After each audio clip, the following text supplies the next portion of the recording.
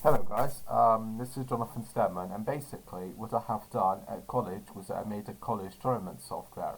So at the top, which you see that card, and that card would basically take you to an older video that I have done about this software which I had to make for college.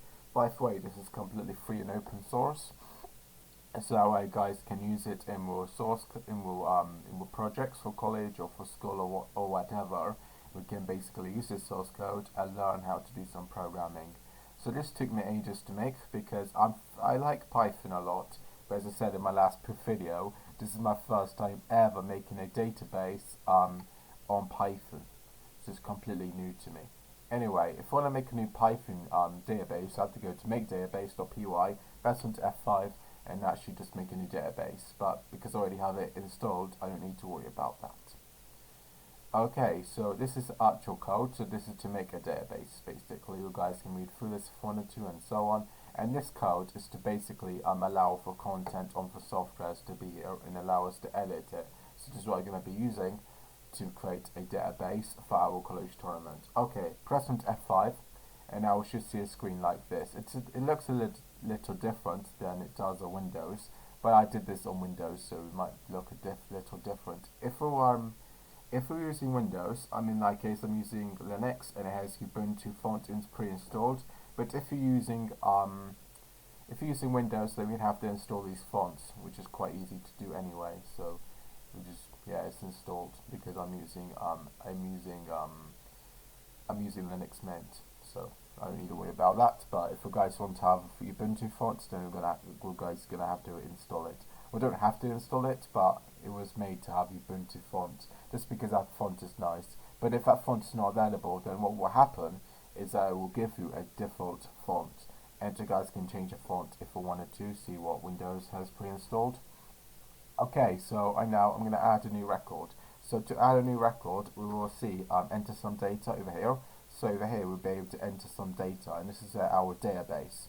Now to add a new data, we're going to have to add a 2, and now we can call that one page, and then we can call our page dog. And then now what we can do is give her like the pink team, and then now how many points you want to give her. So we can give her 13 points, and now we can click on to add new record, and this will update the database. Now we have these two records in here, so to basically update a record, because I believe you made a mistake, just click onto record and now select record, and this data will be showed up. Now we can call him Gary Smith, and then once you add in Gary Smith, then you guys will able to click on to update record. So once you click on to update record, then it will update the record. Now so yeah, this is to update the record, and this is to add a new record, and this is to select a record. So if you want to select it, then all the data will be showed over here.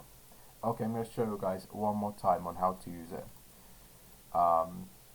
So basically, you guys will be able to click on to update table just to cancel from that. Now we can add a number 3, and now we can give him Steve, and now we can call him Jobs. So Steve Jobs, and then we can give him like the yellow team, and he can be on the yellow team. For points for him would be around 16, and now we can add a new record, and Steve Jobs has been added. Now many guys will ask what if I select a record and click on to add new record, because many people will make this mistake. Well, don't do that. To have to update the record if I actually want to update it, because if you click on to add new record, then it will just duplicate itself. So do make sure you click on to update record, not add new record. So from here, if you guys want to delete a record, just click on to update record, and now we can update record again, and then it should be deleted. And then if you want to update this blank record, then just select this record, and now we can basically install some more data. So we can give him like Harry Potter, and then now we can give him that he's going to be on team green. And now how much points we want to give him? 14. And now we can add a new record, but now he's going to be updating the record. So yeah, this is how much data we have added and have updated within this database. Now I'm going to select this data because I don't want her to be called dog. I want to call her page god. Yeah, we can give her page god, and now we can update the record, and now she just updated. So we went through these buttons, and now I want to show you something else. So there's results. And once we have our data inserted into here, then we can click onto insert, and this will basically show up in a list from the ID, basically in order. So for example, if we want to put down like 45, add a new record, and then we're going to add 15, no, I mean 12 or something like that, it doesn't matter. Then if we go to results, as you guys will see that over here 45 is first, but on this database 12 is first. So I did this so that way they can go down a list from the ID, so that way it will look a lot nicer. And this is basically to view it, and this is just basically to add a record or to update it. So yeah, that's basically how this software is used. Now we can close out of it and just close out of it, and yeah. So if you guys were wondering where will I be able to find the source code, it's going to be on GitHub. And if you guys need to use it, then please install tkinter and then install SQLite onto a Linux distribution.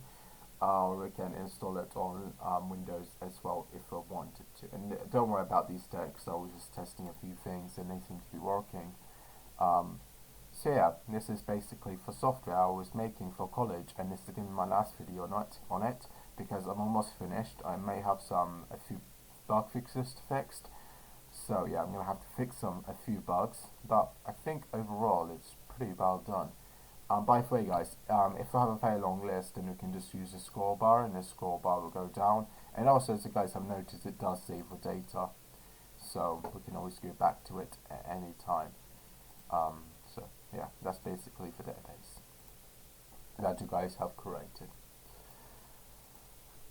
Okay, so I'd like to say to you guys, thanks so much for watching. Thanks for positive feedback, and yeah, I probably will see you guys very soon when I do update my other softwares. I'm currently updating my screenshotter app, so that should be updated soon. I'm gonna add like a PNG support, so that way you can make an image into a PNG, and some of buttons and everything will be different.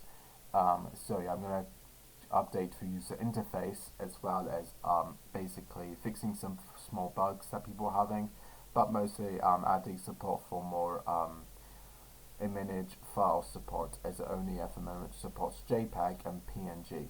But yeah, this is for a future episode where I'll be telling you guys when it comes out about the new features it has, and it's gonna be also open source. So guys, I'm gonna end this video there. Please like and subscribe, and I'll see you guys next time. Bye bye.